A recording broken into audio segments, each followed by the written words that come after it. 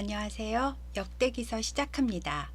역대기서도 상하로 나뉘지 않고 원래는 한 권의 책이었습니다. 히브리어로는 디브레하 야밈, 즉 사건들, 날마다의 행적들이라는 뜻이고요. 헬라어 번역은 파랄레이 포메논, 생략된 사건들이라는 뜻입니다. 영어는 The Book of Chronicles, 우리말 성경은 진할력 대신할 때 기록할 기자를 써서 대대로 내려온 기록이라고 이름하였습니다. 학사 에스라가 썼다는 이야기도 있지만 확실하지는 않다고 합니다. 열왕기서는요, 포로지에 있는 백성들이 왜 하나님이 우리를 안 지켜주고 나라를 망하게 하고 하나님 백성이라면서 이렇게 포로지로 보냈어? 라는 물음에 대한 대답으로 우리가 하나님 말씀대로 안 살고 우상을 섬기는 죄를 지어서 이렇게 되었어. 그래도 하나님은 다윗과의 언약을 생각하셔서 70년 후에는 포로 생활이 끝나고 회복의 역사가 있을 거라고 하셨어. 라고 답을 주는 책이고요. 역대기서는 이미 포로기가 끝나고 예루살렘으로 귀환을 한 후에 성전도 재건하고 예루살렘 땅에 살아야 하는 귀환자들이 우리는 진짜 누구지? 왜 성전 중심으로 살아야 돼? 왜 하나님 말씀대로 살아야 되는데? 우리 삶의 방향이 어디야? 우리 조상이 그랬다고 우리도 그렇게 살아야 돼? 왜? 라는 질문에 대답해 주기 위해서 우리의 시작은 누구이고 뿌리가 누구인지 아니? 하면서 1장부터 9장까지 족보를 통해 민족의 정체성에 대해 알려주고요. 역대상 10장부터 마지막 역대하 36장까지는 어떻게 살아가야 하는지에 대한 답을 주기 위해서 그동안 열왕들의 역사 중에서도 하나님과 성전 예배라는 기본 주제를 가지고 설명하고 있습니다. 남유다가 멸망하고 바벨론 포로로 끌려갈 때 아버지를 따라 10살에 끌려갔어도 70년이 지나면 80살이 되니까요. 다시 고국으로 귀환을 한다 해도 성전 재건을 하기는 힘든 나이입니다. 그렇다면 귀환자 대부분이 포로지에서 태어난 사람들일 것이고 예루살렘은 한 번도 가본 적도 없는 땅인데 부모 세대가 가서 성전을 재건하고 이스라엘을 회복해야 한다고 계속 얘기를 했으니까 여기가 진짜 우리나라다 하고 왔습니다. 그런데 와보니까 예루살렘은 완전 폐허 돌무더기 언덕인 겁니다. 그럼 당연히 여기서 살라고? 왜? 라는 물음이 나오게 되는 것입니다. 게다가 온 유다 땅에는 북이스라엘이 멸망할 때 아수르가 이주하게 한 사마리아인들이 주인 행세를 하며 여기저기 퍼져 살고 있었는데 원래 이 땅 주인이라면서 70년 만에 와서는 성전을 짓겠다고 하니 사마리아인들이 필사적으로 방해를 합니다. 그냥 살기도 힘들고 성전을 짓기도 힘든데 공격까지 당하니까 이거 우리가 여기서 계속 해야 돼? 이렇게까지 하는 게 무슨 의미가 있는데? 라는 의문이 당연히 들었을 겁니다. 그 포로 생활 70년 동안에는요, 국제 정세가 바벨론은 다시 페르시아에게 멸망당했고요. 지금의 이란 땅인 페르시아가 메데, 리디아, 바벨론을 차례로 점령하고 온 세상의 군주가 되었습니다. 그런데 이 페르시아는 독수리 모양을 한 아후라 마즈다라는 신을 숭배하는 조로아스터교인데 이 종교는 전쟁을 통해 세상을 통일하여 평화를 이룬다라고 믿는답니다. 그래서 전쟁으로 나라들을 점령했지만 이를 세계 통일의 개념으로 보고 평화를 이루기 위해서 속국이 된 나라들의 신들을 존중한다는 겁니다. 그래서 나라를 통일한 페르시아의 고레스 왕이 주전 538년에 예루살렘을 재건하도록 포로들을 귀환시키게 조서를 내려준 겁니다. 그래서 1차, 2차, 3차 포로 귀환이 있었고 학계, 스가랴 선지자들이 성전 재건을 독려했고요. 스룹바벨이 성전을 재건했습니다. 또 에스라가 토라를 가르치며 공동체를 재건하고 느헤미야가 무너진 성벽을 재건했습니다.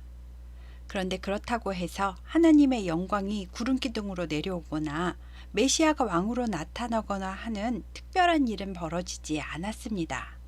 포로 귀환자들은 대부분 2세대, 3세대들이고 내가 누구인지 정체성이 확립되지 않은 상태라서 그 처음 뿌리부터 가르쳐 주면서 너희는 하나님의 백성이니까 하나님의 법대로 살며 하나님만 예배해야 한다 라는 정체성을 확실히 해줄 필요가 있었고, 그래서 누군가 아마도 제사장이나 레위인 중 한 명이 역대기서를 썼다고 본답니다.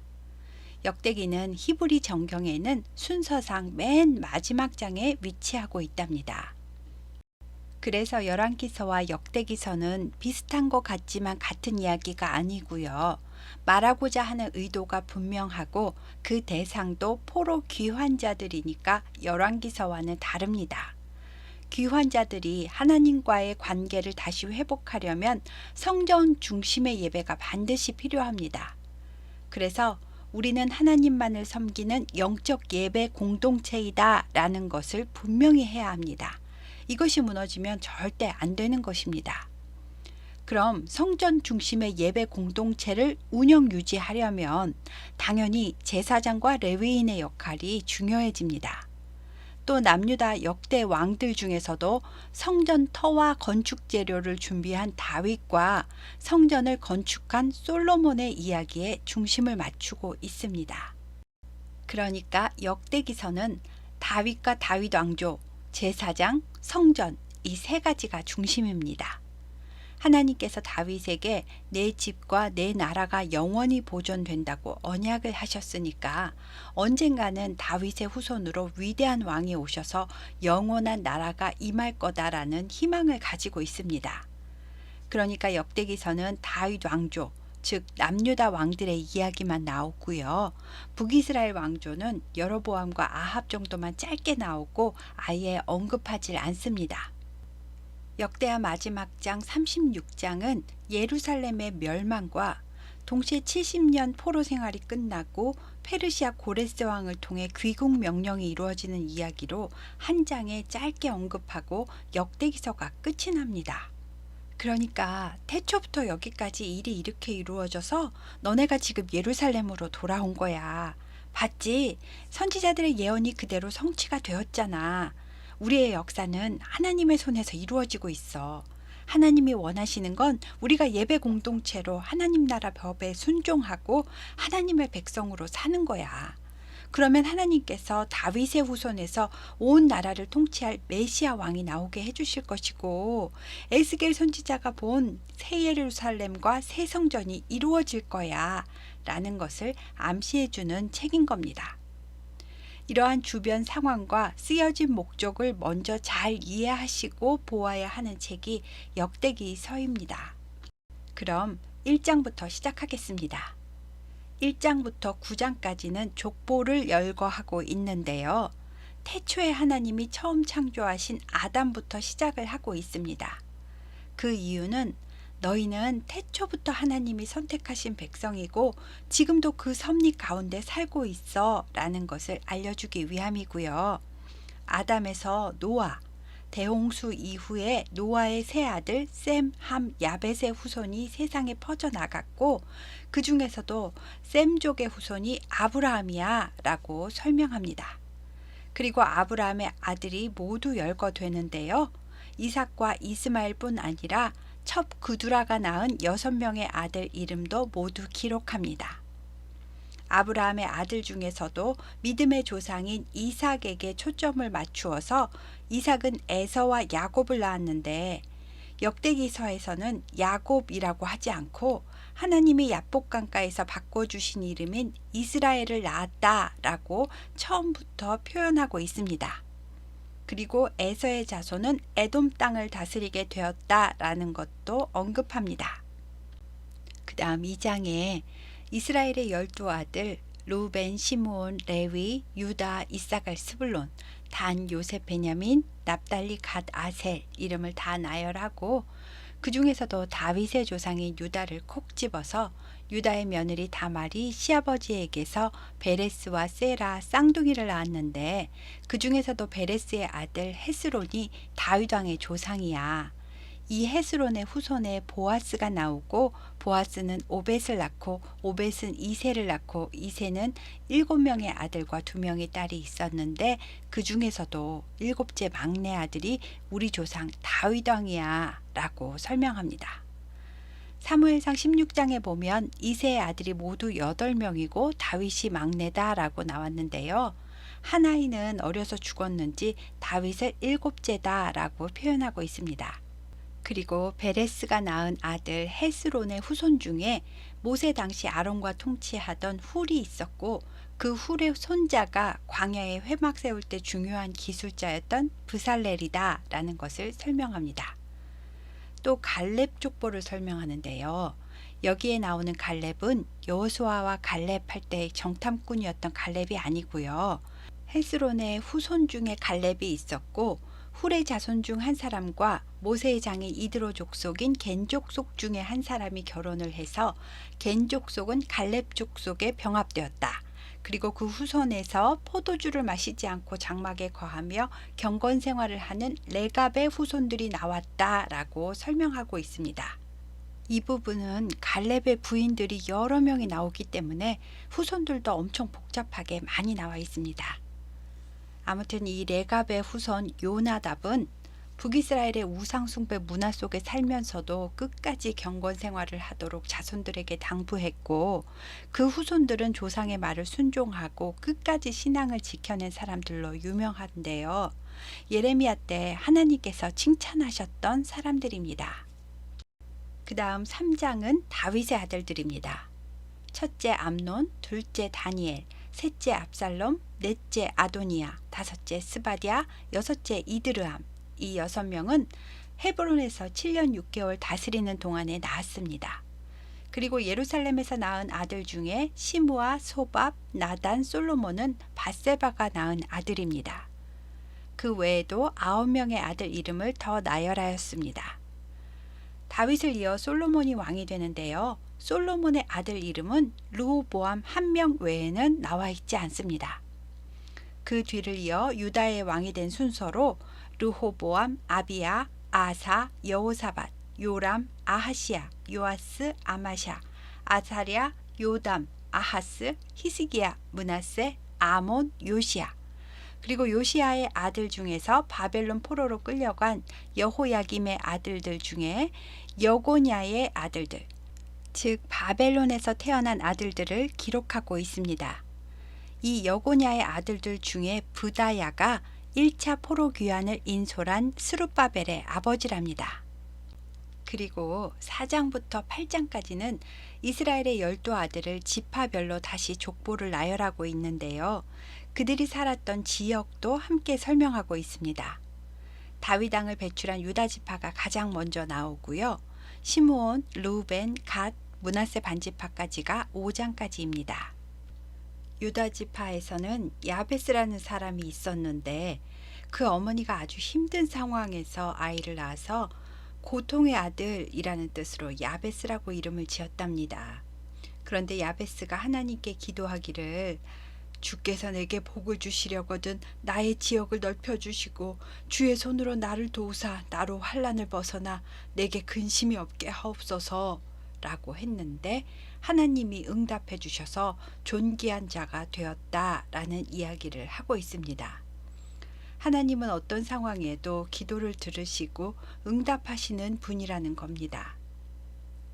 또 4장의 특이한 점은 시므온 지파가 유다 지파 땅 안에 포함되어 살고 있었는데 시므온 지파가 살기에는 땅이 너무 좁아서 히스기야 왕 때는 양들을 먹이기 위해 함족이 살고 있던 목장을 차지했고 또 시므온 자손 중에 500명이 세일산으로 가서 피신하여 살아남은 아말렉 사람들을 죽이고 세일 땅을 차지해서 오늘까지 그곳엔 시므온 족속이 살고 있다라고 설명합니다.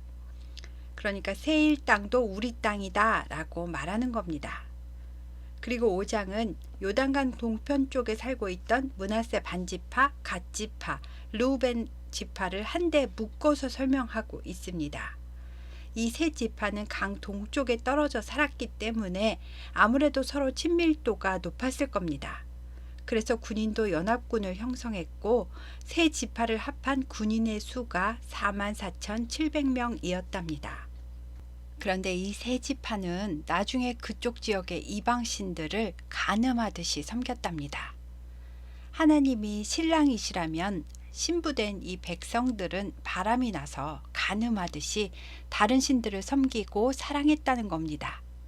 그래서 하나님은 아수르 왕 불과 아수르 왕 디글라필레셀의 마음을 일으키셔서 이 세 지파 땅을 멸하게 하시고 이 므낫세 반지파, 갓 지파, 르우벤 지파는 사로잡혀 가서 아수르 땅 하볼과 하라와 고산 강가로 옮겨져서 오늘까지 그곳에 살게 되었답니다. 그리고 6장 한 장은 전부 다 레위 지파 족보인데요. 제사장과 레위의 세 아들 게르손, 그핫, 무라리 자손을 나누어서 자세히 설명합니다. 왜냐하면 역대기는 성전과 예배 중심의 책이니까요. 레위 지파를 자세히 설명하고 있습니다. 1절부터 15절까지는 모세의 형 아론부터 포로 시대까지의 대제사장들의 족보를 적고 있고요. 16절부터 30절은 레위의 세 아들 게르손, 그앗, 무라리 자손의 족보입니다. 그리고 특이한 점은 31절부터 48절까지 회막 앞에서 찬송하는 사람들인 헤만, 아삽, 에단의 족보를 따로 적어 놓았다는 겁니다. 예배 드릴 때 찬송은 아주 중요한 부분을 차지하고 있음을 나타낸다고 생각합니다. 49절에서 53절까지는 아론의 아들들 이야기고요. 54절에서 마지막 81절까지는 이스라엘 전역에 분포한 레위인들의 거주지, 즉 레위인 성읍의 위치를 알려주고 있습니다.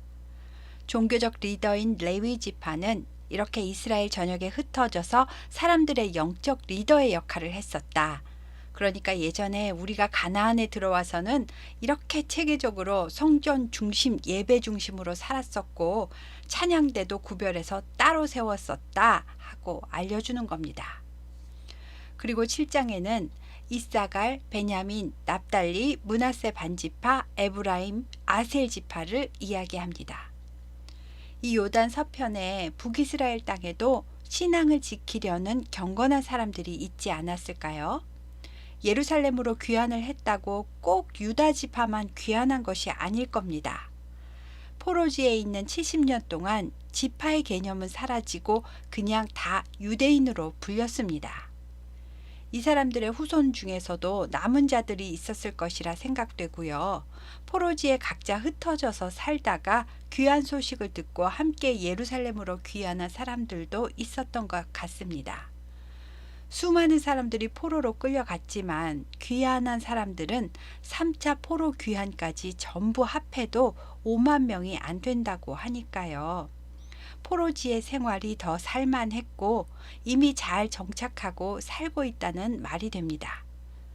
그런데 신앙 공동체의 삶을 선택하고 황량한 예루살렘으로 돌아온 사람들이라면 믿음을 지키며 예언 성취의 날을 기다린 사람들이었지 않았을까 생각됩니다.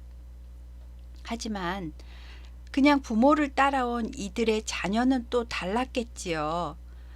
이렇게 본국으로 돌아온 이 유대인 2세대, 3세대들에게 옛날엔 요단 동편, 서편 이렇게 지파별로 나뉘어 살았었고 예루살렘 근처뿐만 아니라 거기까지 다 우리 땅이야 라고 땅 소유권에 대해 이야기하고 있는 겁니다. 그러나 현재 사마리아인들이 살고 있는 땅인 스불론 지파 지역과 자기 기업을 버리고 라이스 성읍으로 이주한 단지파 이야기는 아예 언급하지 않고 있습니다. 8장에 오면 다시 베냐민 지파를 거론하고 있는데요. 다윗보다 먼저 왕이 된 이스라엘의 초대 왕이 사울 왕이고 사울은 베냐민 지파이니까요. 베냐민 자손에 대해서 8장 한 장을 전부 다 할애하고 있습니다. 이제 다윗 왕가도 사울 왕가도 이스라엘 12지파 족보도 모두 이야기했고요. 9장에는 바벨론 포로 생활을 마치고 예루살렘으로 귀환한 사람들은 누가 왔는지를 말해줍니다. 1차 포로 귀환은 수룹바벨과 함께 온 사람들이고요.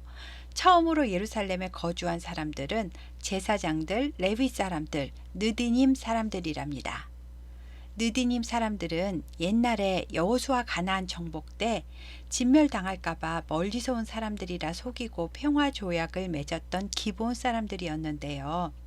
나중에 이 사람들은 성전에서 물 떠오고 나무를 팬 허드렛 일을 하다가 시간이 흐를수록 느디님 사람들로 레위족 속에 동화되었다고 합니다. 그리고 귀환한 제사장 명단, 귀환한 레위인 명단을 기록하는데요. 이 레위인의 업무가 상당히 분업화되어 있습니다. 찬양팀이 따로 있고요. 성전의 문지기가 동서남북 다 배치되어 있는데 택함을 입어 문지기가 된 자가 212명이나 된답니다. 그리고 문지기의 우두머리가 동서남북 각 한 명씩 4명이 있고요. 성전의 모든 방과 곳간을 지켰답니다. 문지기들은 번을 서며 돌아가면서 성전 주위에서 밤을 지내고 아침마다 문을 여는 책임을 맡았답니다. 그리고 향품 담당, 전병 굽는 담당, 진설병 담당, 성전 기구 담당, 그릇 담당 등 다 자기의 맡은 직분이 있었답니다. 이제 족보는 다 끝났고요. 포로 귀환자 명단도 성전 중심이니까 제사장과 레위인 중심으로 다 끝났습니다. 그리고 9장 마지막 부분부터 10장 한 장을 이스라엘의 첫 왕이었던 사울의 이야기로 시작합니다. 사울은 베냐민 지파 사람이었고 베냐민 지파에 분배된 땅 중에서 기브아에 살았습니다. 사울은 요나단, 아비나답, 말기수와 에스바알을 낳았다. 이스라엘의 첫 왕 사울은 블레셋과 전쟁하다가 길보아 산에서 활에 맞았고 큰 상처를 입었다. 할례받지 않은 블레셋 사람들의 손에 죽는 것을 두려워한 사울은 자기 칼에 엎드려 자결하였다. 그리고 사울의 세 아들 요나단, 아비나답, 말기수아도 그 전투에서 다 전사하였다. 블레셋 사람이 사울 왕이 죽은 것을 보고 사울 왕의 머리를 잘라 블레셋에 가져가서 자기들의 다곤 신전에 그 머리를 달아두었으며 사울의 갑옷도 그 신전에 두었다. 이 소식을 들은 길르앗 야베스 용사들이 사울과 그 아들들의 시체를 거두어 길르앗 야베스 상수리 나무 아래에 장사하고 7일간 금식하였다. 사울 왕이 이렇게 죽은 이유는 사울이 여호와의 말씀을 지키지 않고 신접한 자에게 가르치기를 청하고 하나님께 묻지 않았기 때문이다. 그래서 하나님은 사울이 죽게 내버려 두셨고 이스라엘을 이새의 아들 다윗에게 넘겨주셨다. 이렇게 간단하게 사울의 이야기를 끝냅니다. 그러니까 이스라엘의 첫 왕은 사울이었는데 사울은 하나님의 말씀을 듣지 않았고 예배도 기도도 하지 않았어. 그래서 그는 전쟁터에서 죽게 되고 하나님은 하나님 마음에 합한 다윗을 새 왕으로 세우셨어 라고 간단히 설명해 주는 겁니다. 여기까지가 10장까지 이야기입니다. 11장부터는 다윗의 이야기가 시작됩니다. 감사합니다.